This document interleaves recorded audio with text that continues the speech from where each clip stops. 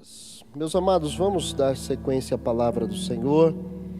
Hoje nós vamos meditar na segunda etapa desta mensagem. A temática é enxergando soluções para a vida. Essa é a temática que nós estamos abordando e hoje vamos falar da primeira competência que de fato nós podemos enumerar como uma projeção da solução para a vida. E vamos hoje ler Atos capítulo 9, porque a primeira competência que dá-nos a ideia de solução para a vida é a competência de lidar com as aflições. Olha aí. Então, o que o Senhor tem nos proposto, é enxergando soluções para a vida. Esse é o ponto principal, é o centro aqui da ideia da mensagem, né? E hoje vamos abordar esse primeiro tópico, vamos assim dizer, desta palavra, em que nós estamos dizendo que a primeira solução para a vida é ter competência para lidar com as aflições. Amém? E dentro desta ideia, nós vamos ler como referência bíblica o texto de Atos capítulo 9. Atos capítulo 9, onde fala sobre a narrativa da conversão de Paulo, a conversão de Saulo, que é mais conhecido por nós como o apóstolo dos gentios, aquele que escreveu várias epístolas do Novo Testamento, não é verdade? E aqui em Atos capítulo 9, nós temos Lucas, o amado do Senhor, o médico amado, escrevendo o segundo tratado a Teófilo, e ele escreve a narrativa da conversão de Paulo.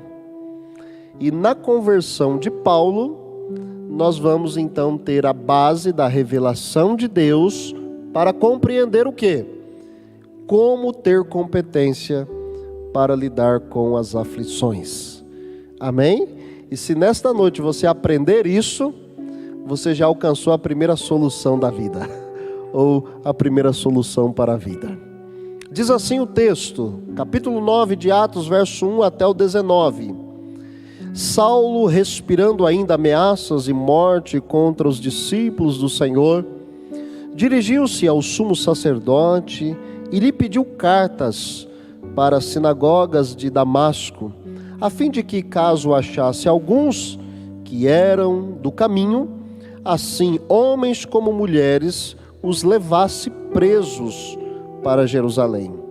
Seguindo ele a estrada fora, ao aproximar-se de Damasco, subitamente uma luz do céu brilhou ao seu redor, e caindo por terra, ouviu uma voz que lhe dizia: Saulo, Saulo, por que me persegues? E ele perguntou: quem és tu, Senhor? E a resposta foi: eu sou Jesus, a quem tu persegues.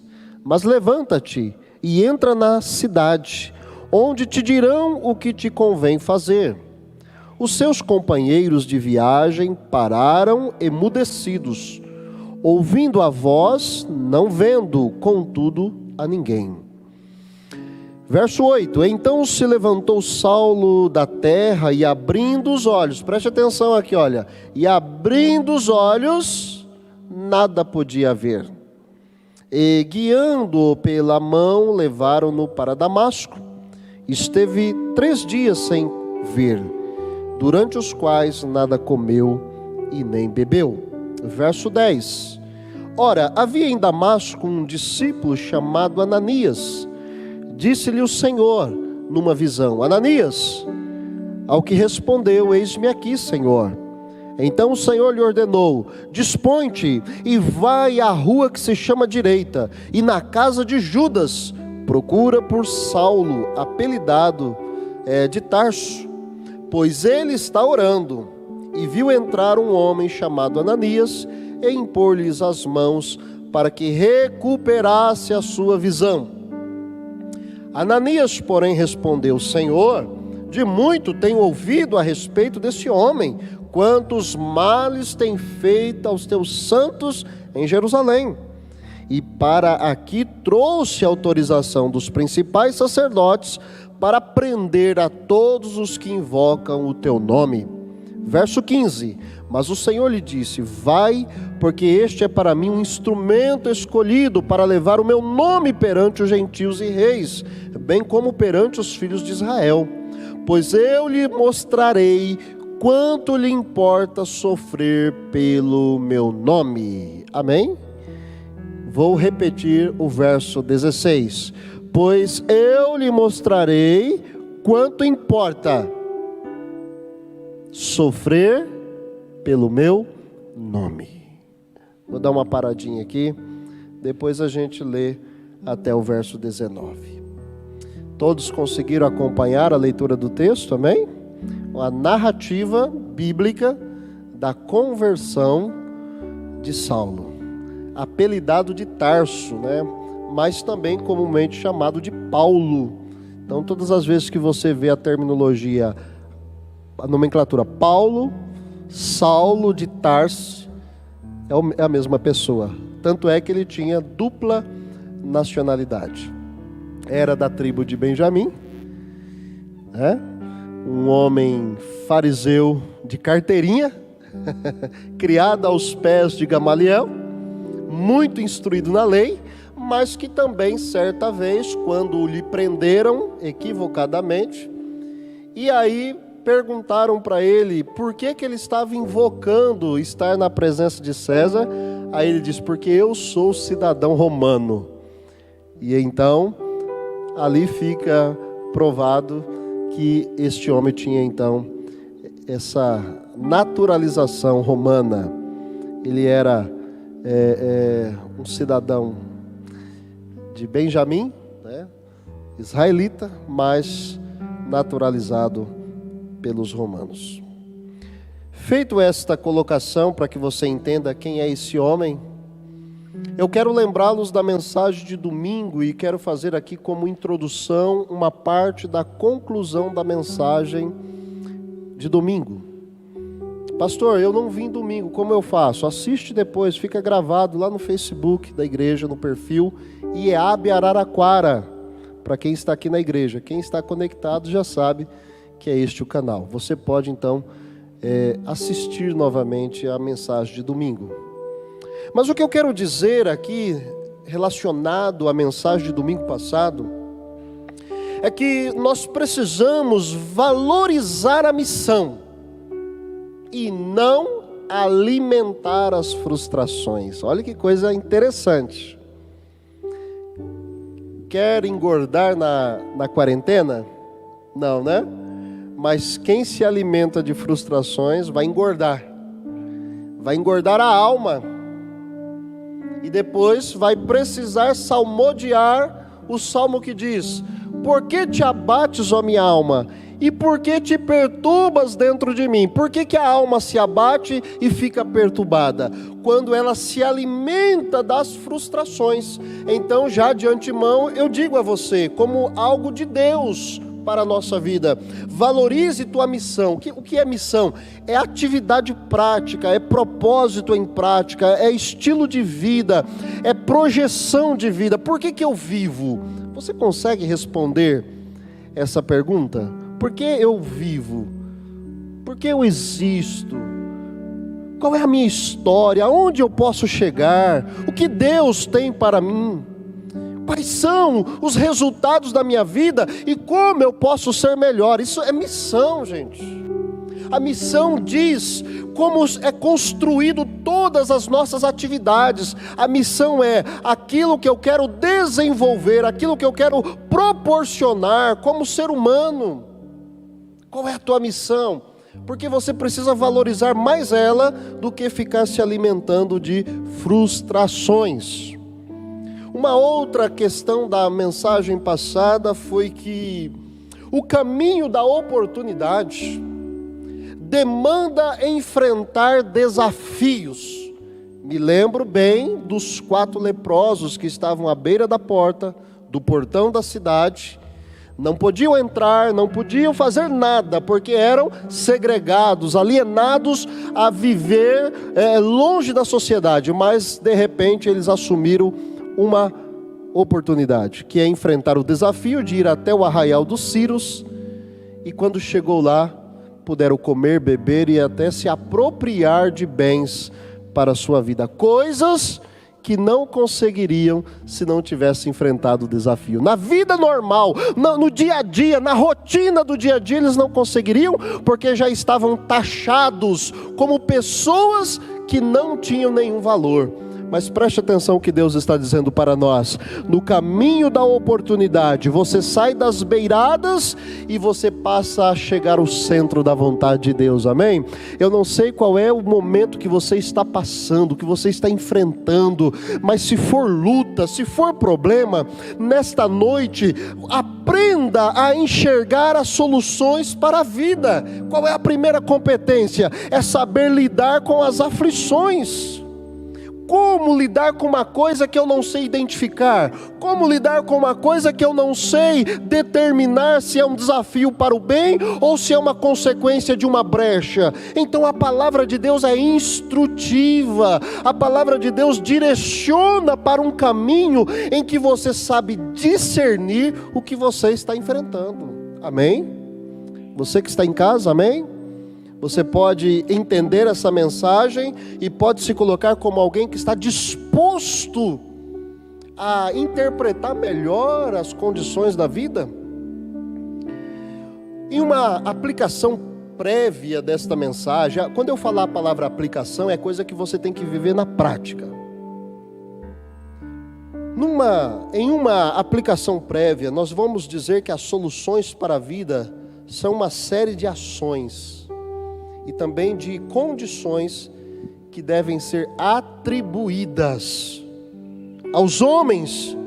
E preste atenção, essas ações e condições atribuídas aos homens, elas têm o nome de competências distribuídas por Cristo. Então preste atenção, tem que ter coisa na tua vida, a gente fala e depois explica de uma forma mais objetiva. Você tem que ter coisas na sua vida que foi distribuída por Cristo. Então vamos lá, o que Jesus te deu, que você pode dizer assim, ó, Jesus me deu.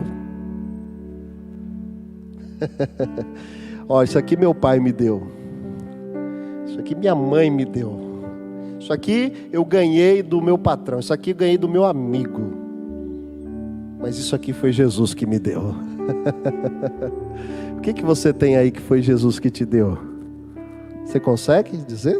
Você consegue ter certeza? Se você não consegue, eu quero citar aqui pelo menos 3 coisas que Jesus dá aos homens, e principalmente aos convertidos, ou aqueles que já vivem a conversão. Primeiro, Jesus dá um ajuste. Não é aperto não, tá, gente? Porque toda vez que a gente fala em ajuste, a gente pensa que é apertar, é doer, é machucar. Ajustar é estabelecer o grau, né? A profundidade, né? O espaçamento.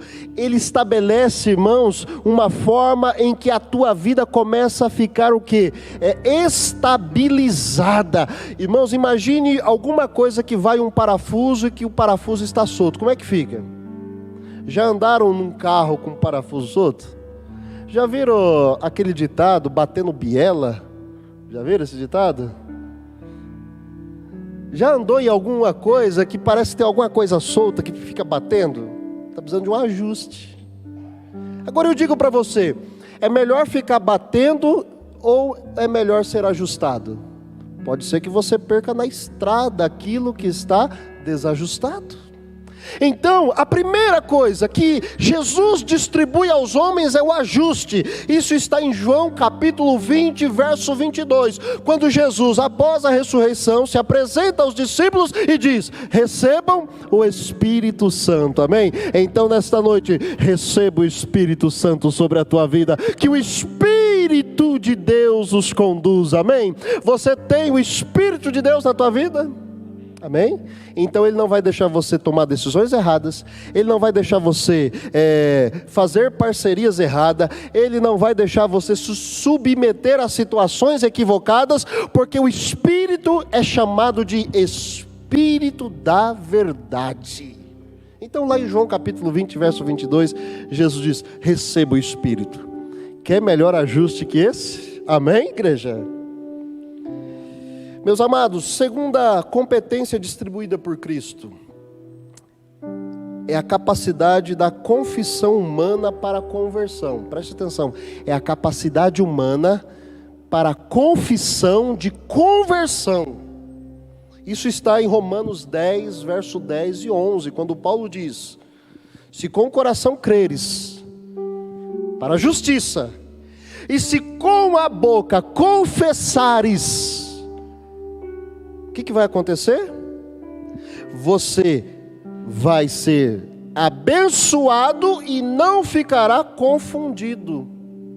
Segunda competência que Jesus distribui aos homens é a capacidade do homem fazer uma confissão: eu tenho meu coração em Cristo e a minha boca professa Cristo, portanto eu não estou confundido, eu sei em quem eu tenho crido. Amém, Jesus?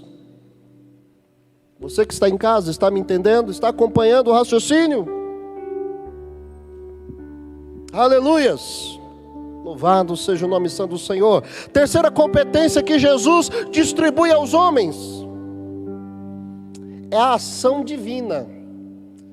Olha, se tem uma coisa linda na tua história, é você ser impactado por Deus.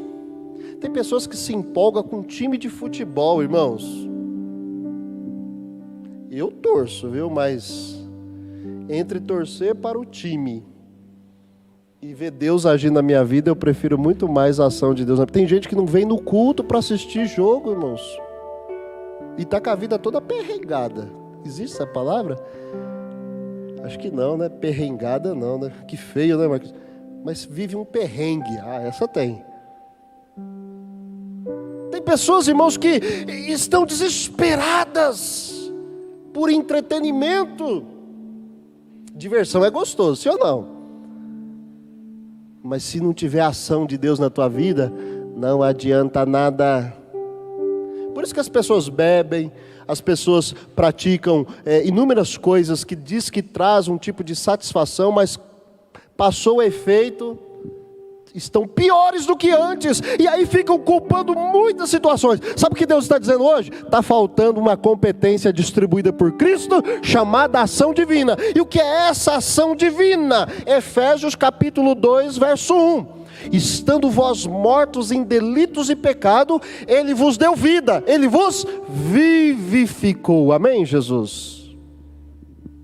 Perceba então que nesta aplicação prévia da palavra, eu estou dizendo que Jesus distribuiu competências, e essas competências, elas são as primeiras soluções para a vida, as primeiras, a prévia da coisa. Talvez você não entendeu ainda o que aconteceu com Saulo, quando ele então viu uma luz, e essa luz impactou a vida dele, e ele então se prostrou. Irmão, sabe o que estava acontecendo com Saulo? Saulo estava sendo impactado por um ajuste de Cristo, que o levaria à confissão à justiça de Deus, e ele recebeu a ação divina sobre a sua história. Quem recebe uma ação divina não é mais a mesma pessoa. Quem recebe as ações de Deus em tua história não é mais aquela pessoa desanimada, frustrada, revoltada, uma pessoa sem nexo de vida, uma pessoa totalmente desfocada das verdades. Olha, irmãos, quando nós recebemos o ajuste de Deus, a confissão que fazemos para a conversão e uma ação divina, a nossa história, ela começa a se enquadrar com esse contexto que nós estamos lendo de Atos capítulo 9. Amém? Você entende a palavra do Senhor nesta noite? Se alguém te perguntar quais são as 3 competências distribuídas por Cristo, o que você vai dizer? Hein, pessoal de casa? Se alguém perguntar quais são as 3 competências distribuídas por Cristo, o que você responderá? Um vai falar cura, prosperidade E o casamento, que eu estou solteiro ainda, estou solteira. Eu preciso de um casamento. O outro vai falar, o meu carro, uma casa e pagar as contas. Ei, meu querido, minha irmã, todas essas coisas vos serão acrescentadas pelo poder do nome de Jesus. Aleluia! Mas vamos desenvolver essa mensagem agora. Primeiro ponto desta ideia de uma competência para liderar, para lidar com as aflições. Atos capítulo 9. E vamos agora nos apegar rapidamente ao verso 1 até o verso 9. Para você entender o que eu vou pregar agora, você precisa prestar atenção no entendimento do capítulo 9, versos 1 ao verso 9. E eu faço aqui uma pergunta para a igreja e para todos que estão assistindo essa live. O que se segue, o que acontece depois, ou após a vida ajustada pela confissão na justiça de Deus? Então vamos lá, a pergunta é: o que acontece depois que você foi ajustado para confessar a justiça de Deus e receber a ação divina? O que vem depois? Irmãos, a vida cristã tem procedimento, sabia? A vida cristã não é uma coisa aleatória. A vida cristã não é religiosidade. A vida cristã, sabia que tem, não vou falar regras, mas tem preceitos, princípios a serem seguidos. Todas as vezes que esse princípio, essa engrenagem, ela é distorcida, é descompactada, essa engrenagem, as coisas começam a dar problema. As coisas começam a ficar problemáticas, as coisas começam a estagnar, retroceder, começa a se ter problemas, irmãos, com os resultados. O que se segue após a vida ajustada pela confissão na justiça de Deus? Preste atenção. Para quem está anotando, tem que acontecer a ressignificação da vida já construída. Prefixo re, uma repetição. Significação é o estado de conceituar o que é a vida, e construção é aquilo que é desenvolvido com o tempo. Então vamos lá.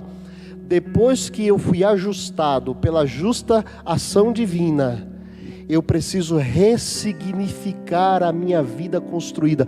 Como é que eu vou lidar agora com essa nova vida? Preste atenção.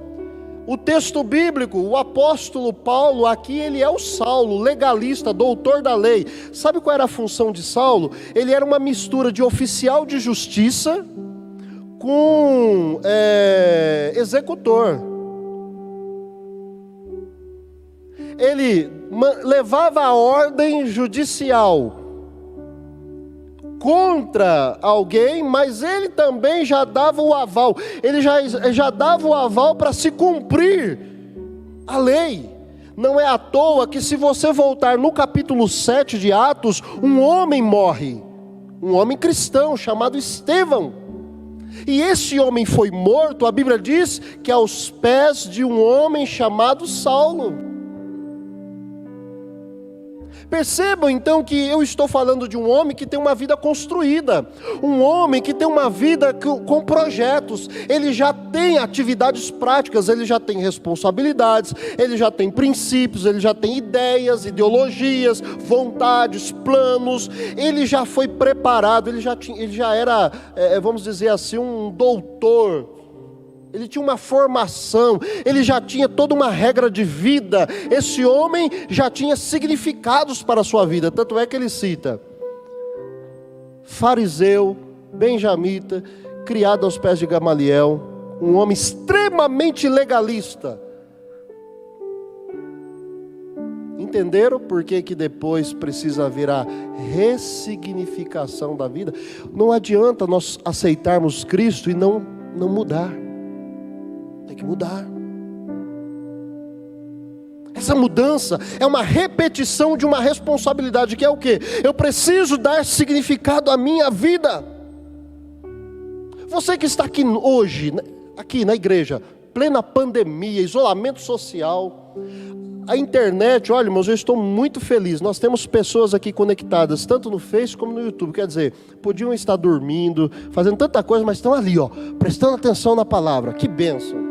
Você saiu da sua casa, veio aqui ouvir a palavra, está com essa máscara que é tão ruim, né, uma coisa sufocante. Eu pergunto para vocês, qual o significado da sua vida? Aleluias. Irmãos, percebam, a pessoa que tem uma significação estabelecida, ela age, ela trabalha, ela desenvolve. O apóstolo Paulo, aqui o chamado Saulo, ele era um homem muito ativo, ele era um homem que tinha muitos princípios que ele executava na prática. O Ananias, quando ficou sabendo que tinha que abordar ele, ficou com medo. Por quê? Eu vou abordar esse homem, o camarada manda matar. Ele é o meirinho, ele é o oficial de justiça, ele é o juiz.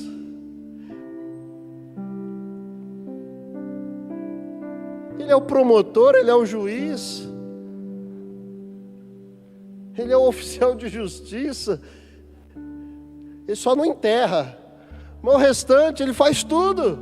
E eu vou lá abordar ele. Então percebam que nós precisamos de ressignificação para a vida já construída. E preste atenção nessa frase, isso aqui é uma pérola. Não se supera a verdade. Tem gente que está querendo saber mais que a verdade. Olha, gente, quando você quer saber mais que a verdade, você faz de Deus um mentiroso. Porque você está dizendo que o que Deus fala não é verdade. E o que está cheio de gente questionando Deus. Deus diz, façamos o homem a nossa imagem e semelhança. Macho e fêmea os criou. Ponto. Inventaram o princípio psico-biossocial, que é tentar analisar o ser humano nas esferas biológica, psíquica e social. A partir desta ideia, descarta-se a verdade do macho e fêmea os criou.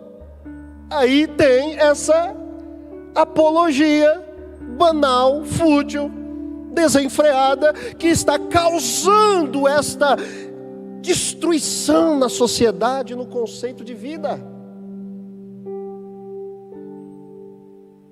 Paulo diz aos Romanos, transformaram o Criador no formato de criatura. Então, preste atenção na frase, não se supera a verdade, mas a verdade supera a religiosidade, a incredulidade e a dissolução.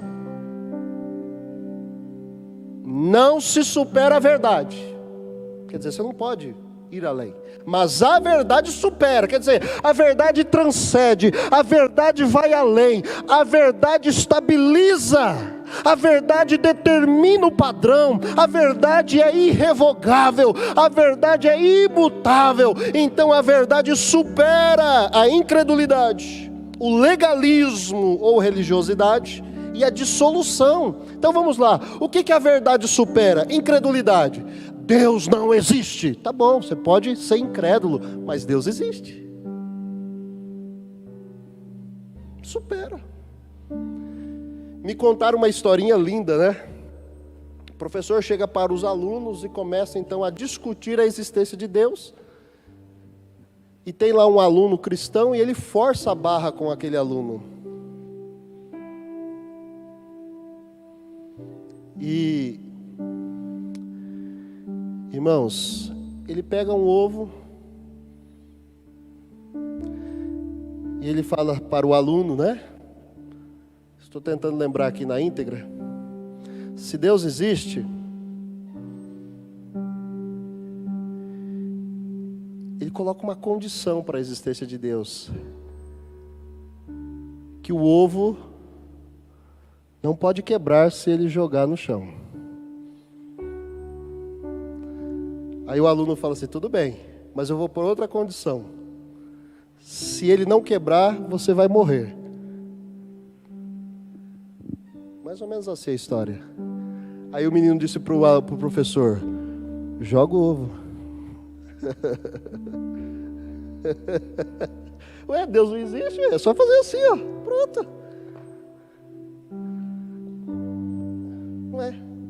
Não é simples? O aluno falou para ele, joga o ovo. A verdade supera a incredulidade, irmãos. Você acha que eu estou preocupado com o ateu? Só porque tem ateu, eu vou perder a minha fé? A verdade supera a incredulidade. Outra coisa que a verdade supera o legalismo. Gente, presta atenção. Pela graça sois salvos, mediante a fé. Isso não vem de vós, é dom de Deus. Eu sou salvo e não pela lei que eu cumpro. Portanto, se alguém me acusar de que eu não cumpro alguma lei, sabe o que eu digo para ele? A verdade supera o legalismo. Acabou. Estou tranquilo. Dissolução. O que é dissolução? Dissolução. Uma vida dissoluta. É uma vida pregressa, uma vida cheia de coisas ruins. A verdade supera. Sabe por que supera? Pode ser o mais vil pecador, irmãos. Quando ele encontra com Jesus, a Bíblia diz que o pecado pode ser vermelho como a escarlata. Pode ser, olha, irmãos, pode ser terrível, mas fica branco como a lã, porque o sangue de Jesus nos purifica de todo o pecado. A verdade supera a dissolução, a verdade supera o legalismo, a verdade supera a incredulidade. Isso é para nos ajudar a ressignificar a vida. No versículo 8, preste atenção aqui no versículo 8, Atos 9:8. Diz assim o texto: depois que Saulo viu ali aquela epifania, né, aquela situação, no versículo 8, levantou-se Saulo da terra. Quer dizer, o camarada se prostrou, né? Alguns dizem que ele caiu do cavalo, mas não está nada escrito aqui não, viu, irmãos? Simplesmente ele se prostrou em terra. Mas ele se levanta. Olha que interessante, eu achei interessante isso aqui. Ele abriu os olhos, mas, o que diz aí na sua Bíblia? Não conseguiu ver nada. Ele viu algo e caiu por terra. O que ele viu foi extraordinário e caiu por terra. Ficou lá. Os companheiros dele, a Bíblia diz que eles não viram nada, mas ouviam uma voz, mas não viam nada. Depois que passou todo aquele momento, aí o Saulo levantou. Quando ele levanta, o que ele faz? Abre os olhos. Quando ele abre os olhos, o que acontece? Está cego. Ué, mas não é enxergando as soluções para a vida? Por que a mensagem está falando cegando? Não está cegando. A questão aqui, irmãos, é que quando nos encontramos com Deus, a verdadeira cegueira vem à tona. Quando nós estamos ressignificando a vida, você descobre que você é cego para muita coisa. Você finge que não vê muita coisa. Você finge que não dá bola para muita coisa. Está vendo como é importante a ressignificação para a vida? Porque tem muita coisa que a gente está deixando de ver. Se nós formos alcançados pelo poder de Deus, abra os teus olhos para você enxergar o que Deus está mostrando para a tua história. Mas se você não está vendo, é porque você está na fase da ressignificação da sua vida.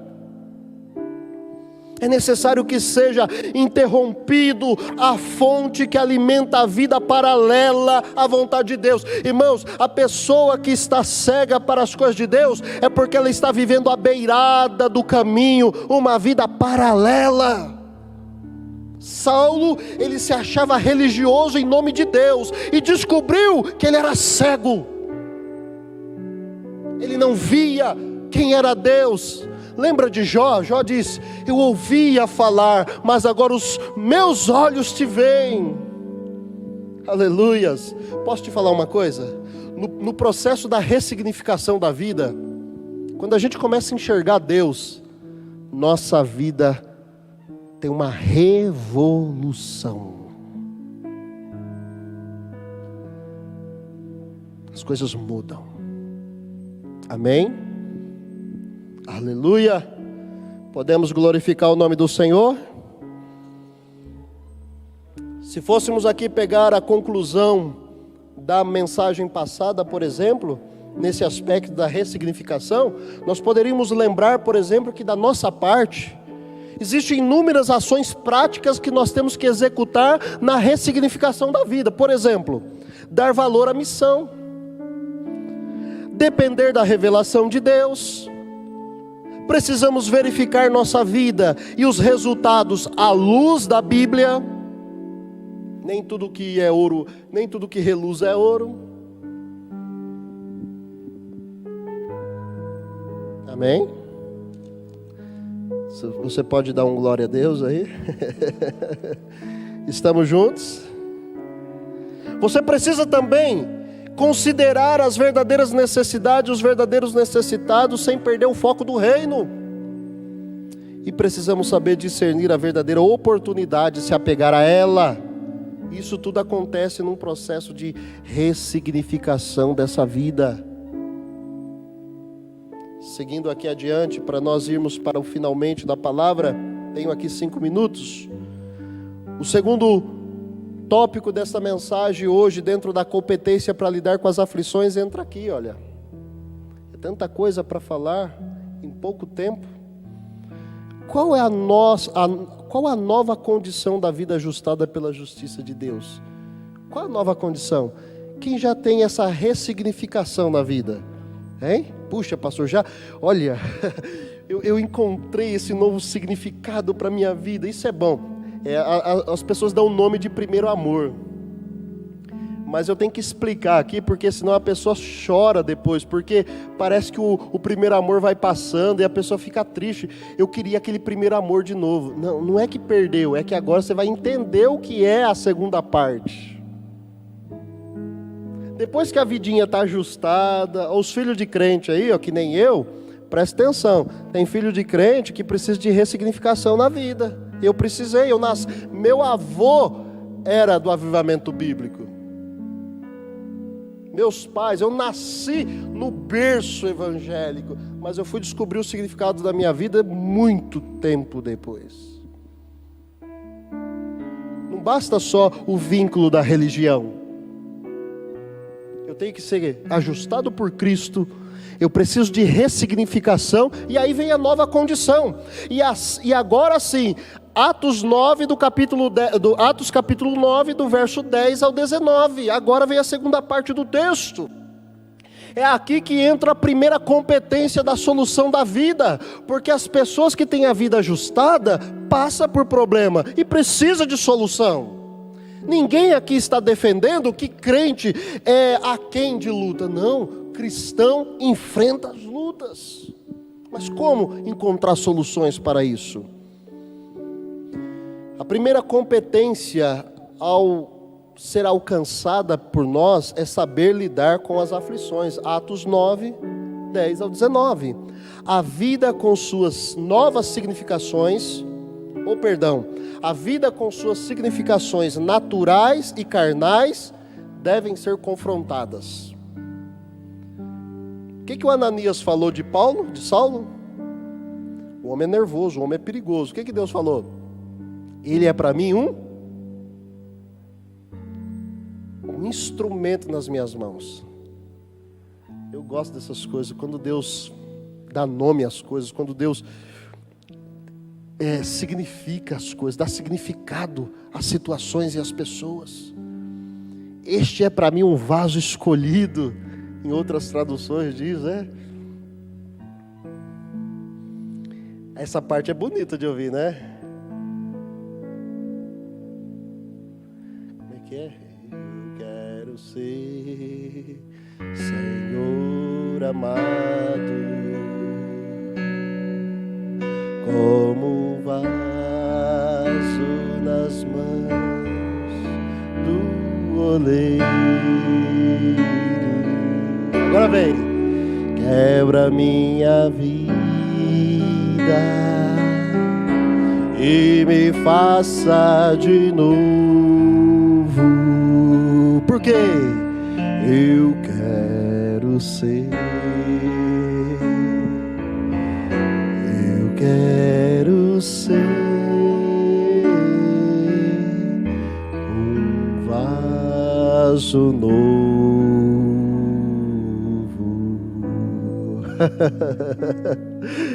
Nós queremos ser esse vaso novo nas mãos do oleiro, queremos ser um vaso escolhido por Deus, instrumento na mão de Deus, vida ressignificada, projetos maravilhosos. Então, saiba lidar com as aflições. Primeira competência do enxergar as soluções para a vida, saber lidar com as aflições.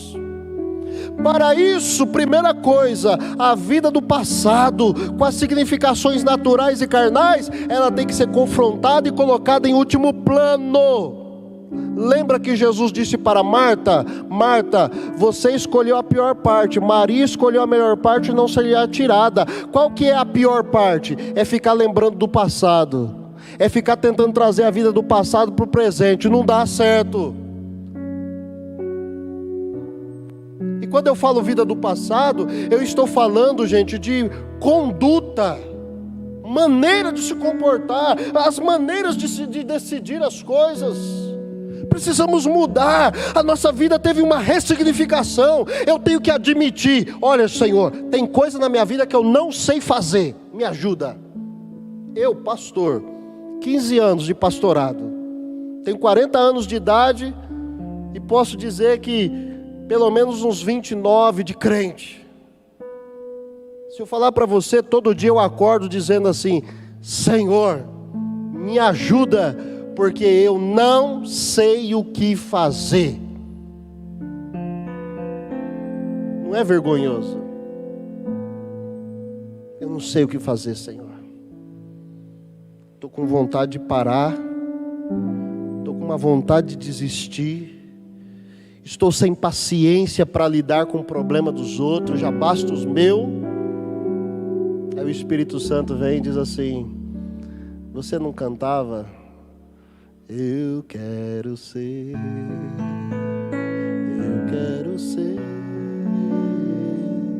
um vaso novo.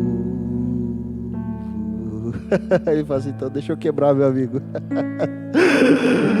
Precisa ser tratado, precisa aprender. Deixa as coisas do passado, aprende coisa nova, produza coisas novas, busque a presença do Senhor. Aleluia. Ah, meus amados, os propósitos de Deus devem ser discernidos para saber lidar com as aflições. Preste atenção, Deus diz primeiro: é para mim um vaso escolhido, mas depois Deus diz, olha só, essa daqui é sério demais. Olha o que Deus diz, verso 15: mas o Senhor lhe disse: vai, porque este é para mim um instrumento escolhido para levar o meu nome perante os gentios e reis, como perante os filhos de Israel.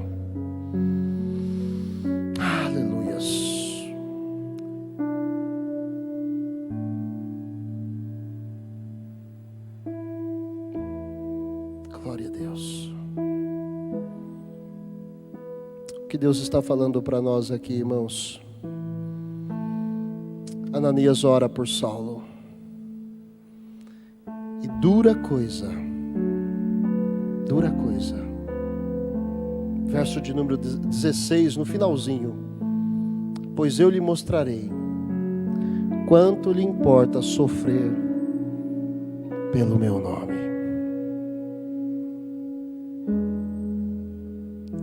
Entendeu porque o camarada levantou e não via nada?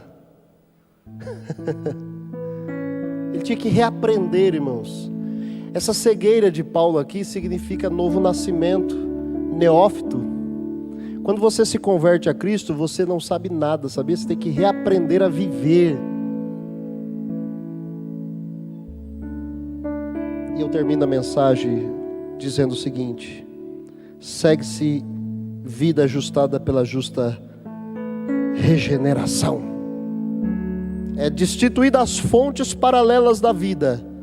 Agora é dedicado aos enfrentamentos pela causa maior, a parte que tem mais valor, que é a missão pelo nome de Jesus. Sofrer nós vamos, mas tem que sofrer pela coisa certa. Sofrer pelo nome de Jesus.